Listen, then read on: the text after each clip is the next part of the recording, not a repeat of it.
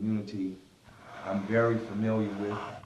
The People's Organization for Progress, we've had previous demonstrations at the 5th Precinct. Something very wrong is going on at the 5th Precinct, because it doesn't seem, or I'll put it this way, in a more palatable way, it seems that we have a number of cases where black men in police custody couldn't even get to the precinct before dying.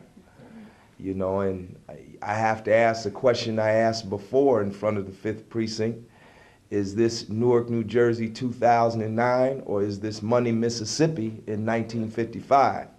We're having more and more cases where black men can't even get to the jail. You know, and I'm gonna ask a brother now who's very observant and very knowledgeable on what's going on in the community to give his perspective on the death of Basire Farrell, and that's Brother Ali Muslim. Thank you, Larry Hamm. On the day of Basire's death, I talked with Basire along with Councilman Oscar James. We talked for about 45 minutes. Police officers called 2 female officers. They came, they called EMT. By the time Basire had left, when the EMTs had left, he came back. The 2 women officers stopped Basire and asked him to sit down. He sat down. They put him in a patrol car. They ran a record check and let him go. There's no cause for him to be arrested. He didn't have any warrants. We talked for a while. I said, Basire, these ladies are not going to chase you. So I want you to do, just calm down. He says, Pop, I'm not doing anything. I said, Basire, if them dudes come, and you know how they come at night, they're going to kill you, man. I didn't say it for it to happen. I'm not a soothsayer, I'm not a mystic. I was just dealing with reality. I say it because on January the 23rd, about 20 police officers came to my home. Difference was, I met them with force, and I met them with resistance. You can't come into my home or anyone's home without a warrant, search warrant, even an arrest warrant. The language of the arrest warrant says, if you have personal knowledge that the person you're looking for is in the home, then you can go in the home. That means you sit there and watch the home for a while. They didn't either. My case has been adjudicated, and I'm okay with that. But in Basire's case, Basire just lost his mother.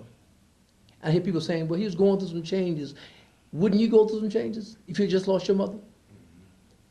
It's a human feeling and human emotion that you go through when someone is lost, especially your mother, your brother, or your child.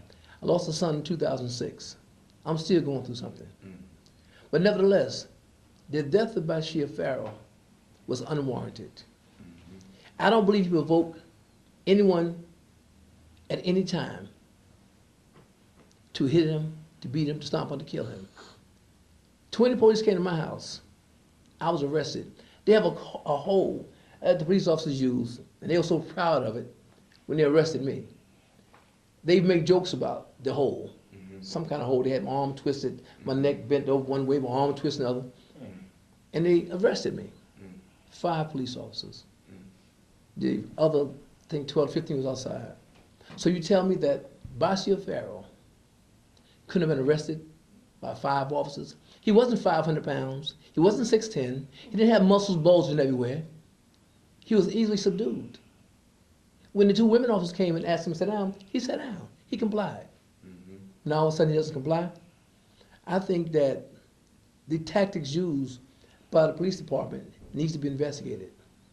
I say they're Gestapo tactics because they use the intimidating factor. They prey on what you don't know. They come to your home and just throw your piece of paper in your face and say, I have a warrant.